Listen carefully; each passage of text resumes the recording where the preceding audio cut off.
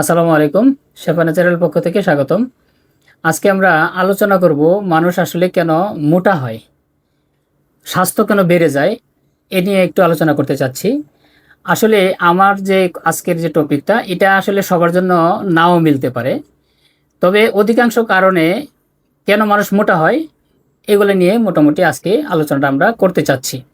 এর মধ্যে অন্যতম আছে আমাদের যে খাবার গ্রহণ, অর্থাৎ আমরা যে ক্যালোরি নিচ্ছি, এটা যদি অতিরিক্ত ক্যালোরি আমরা নিয়ে ফেলি তাহলে মানুষ মোটা হয়ে যায়। অর্থাৎ আপনি যে পরিমাণ খাবার গ্রহণ করবেন এবং যদি আপনার ক্যালোরি লস না হয়, আপনি যদি শারীরিক পরিশ্রম না করেন, তাহলে আপনি মোটা হয়ে যাবেন। দ্বিতীয় কারণ হলো আমাদের শারীরিক পরিশ্রমের অভাব। আমরা যে পরিমাণ খাবার খাই এবং আমরা যে পরিশ্রম করি, এটা আসলে ব্যালেন্স হয় না। এটা ব্যালেন্স করতে হবে। আপনি যে পরিমাণ ক্যালোরি নিচ্ছেন, এই ক্যালোরিকে আপনাকে বার্ন করতে হবে। ক্যালোরি যদি আপনার বার্ন না হয়, তাহলে আপনার স্বাস্থ্য বেশি হবে, আপনি মোটা হয়ে যাবেন। তৃতীয় কারণ হলো আমরা যে খাবার গ্রহণ করি, এটির ভিতরে যদি চিনি বা মিষ্টি জাতীয় খাবার বেশি থাকে, তাহলে মানুষ ফ্যাট হয়ে যায়, মোটা হয়ে যায়। তাছাড়া রাতের খাবার যদি কেউ দেরি করে খায়, তাহলে মানুষ মোটা হয়ে যাওয়ার প্রবণতা বেড়ে যায়। এছাড়া অন্য কারণগুলোর মধ্যে আছে তাছাড়া অন্য কারণগুলোর মধ্যে আছে ঘুমের অভাব। অর্থাৎ যদি মানুষ 6 থেকে 8 ঘন্টা কেউ পরিপূর্ণভাবে না ঘুমায়, তারও মোটা হয়ে যাওয়ার সম্ভাবনা আছে। আগেই বলেছি যে এই কারণগুলো অনেকের সাথে মিলবে, আবার নাও মিলতে পারে। যেমন এই অতিরিক্ত ঘুম বা যথাযথ ঘুম, 6 থেকে 8 ঘন্টা ঘুম, এই ঘুম যদি কারো না হয়, যেমন স্বাস্থ্য বেড়েও যেতে পারে, আবার স্বাস্থ্য কমেও যেতে পারে। তাছাড়া দুশ্চিন্তা এর ভিত্তি একটি আছে। যদি কেউ দুশ্চিন্তা করেন, তাহলে আপনার স্বাস্থ্য বেড়ে যেতে পারে।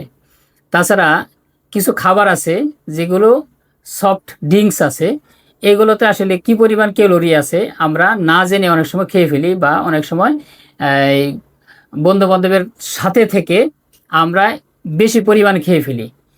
এর জন্য মানুষ মোটা হয়ে যায়। আরেকটা কারণ হলো মানুষের একটা সময় পর্যন্ত খাবারের ক্যালোরিগুলো বার্ন হয়, আমরা শারীরিক পরিশ্রম বেশি করি। কিন্তু বয়স যখন 40-এর বেশি হয়, তখন কিন্তু আমাদের শারীরিক যে ক্যালোরি বার্ন হওয়ার যে কারণগুলো, ওইগুলো আসলে কমে যায়। এই কারণে ওই সময়টায় বেশি সচেতন হতে হবে। অর্থাৎ আপনি খাবার গ্রহণ করার সময় আপনাকে ধীরে ধীরে খেতে হবে এবং পরিমিত খাবার খেতে হবে, এবং আপনার পরিশ্রমও বাড়িয়ে দিতে হবে।